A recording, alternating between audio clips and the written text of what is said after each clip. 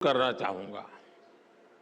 ऐसे सेक्टर जहां vision, viability और वेलोसिटी ये तीनों मौजूद है।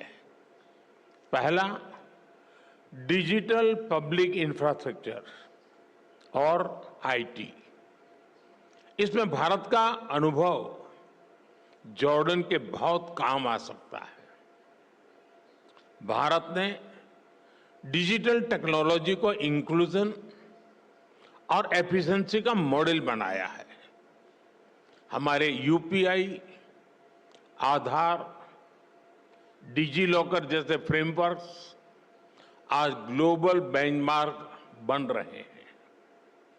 हिज मैजेस्टी और मैंने इन फ्रेमवर्क्स को जॉर्डन के सिस्टम से जोड़ने पर चर्चा की है।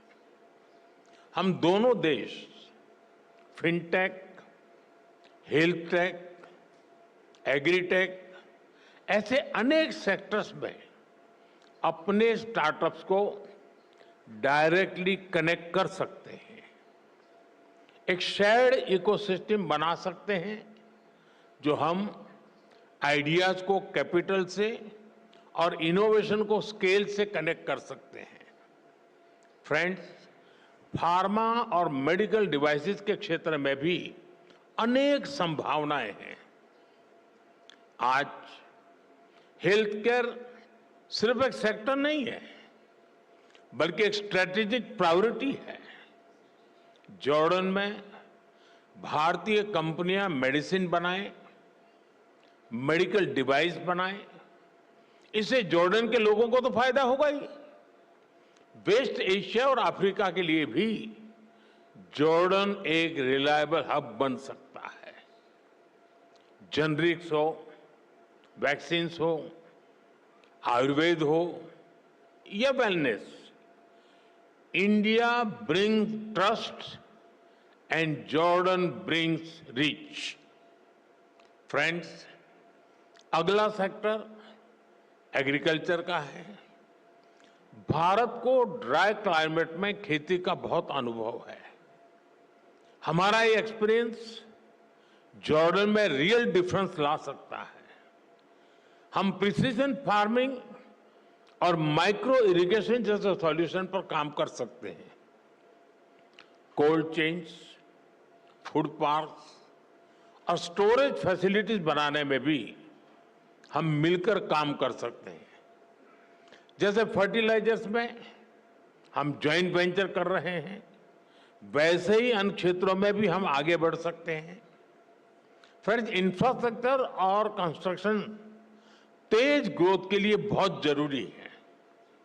इन क्षेत्रों में हमारा कोलैबोरेशन हमें स्पीड और स्केल दोनों देगा।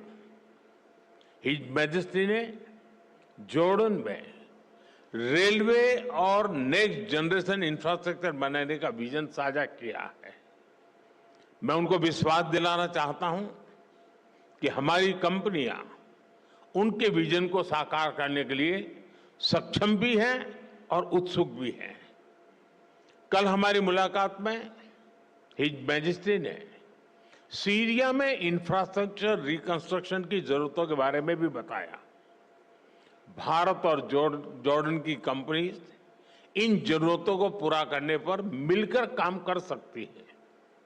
फ्रेंड, आज की दुनिया ग्रीन ग्रोथ के बिना आगे नहीं बढ़ सकती।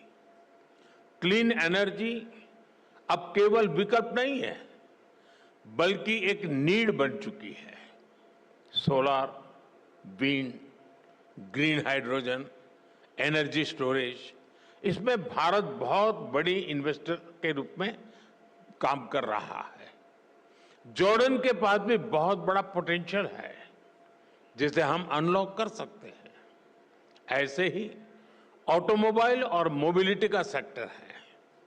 भारत आज अफोर्डेबल ईवीज, टू व्हीलर्स और सीएनजी मोबिलिटी सॉल्यूशंस में दुनिया के टॉप देशों में से एक है। इस क्षेत्र में भी हमें ज्यादा से ज्यादा काम मिलकर करना चाहिए। फ्रेंड, भारत और जॉर्डन दोनों देश अपने कल्चर, अपनी हेरिटेज पर बहुत गर्व करते हैं। हेरिटेज और कल्चरल टूरिज्म के लिए भी दोनों देशों में बहुत अधिक स्कोप है। मैं समझता हूं कि दोनों देशों के इन्वेस्टर्स को इस दिशा में आगे बढ़ना चाहिए। भारत में इतनी सारी फिल्म्स बनती है, इन फिल्मों की शूटिंग जॉर्डन में हो या ज्वाइंट फिल्म फेस्टिवल्स हो, इसके लिए भी जरूरी प्रोत्साहन दिए जा सकते हैं। भारत में होने वाली अगली वेव समिट में हम जॉर्डन से एक बड़े डेलीगेशन की अपेक्षा करते हैं। फ्रेंड, ज्योग्राफी जॉर्डन की स्ट्रेंथ है और भारत के पास स्किल भी है और स्केल भी। दोनों की स्ट्रेंथ जब एक साथ आएगी तो इससे दोनों देशों के नौजवानों को नए अवसर मिलेंगे। दोनों देशों की सरकारों को उनका विजन बिल्कुल स्पष्ट है। अब बिजनेस वर्ल्ड के आप सभी साथियों को अपनी इमेजिनेशन, इनोवेशन और एंटरप्रेन्योरशिप से इसको जमीन पर उतारना है। अंत में मैं आपसे फिर कहूंगा, come let us invest together, innovate together and grow together. Your majesty, एक बार फिर आपका, जॉर्डन सरकार का और इस कार्यक्रम में उपस्थित अन्य सभी महानुभावों का मैं हृदय से आभार व्यक्त करता हूं। शुक्रान, बहुत बहुत धन्यवाद।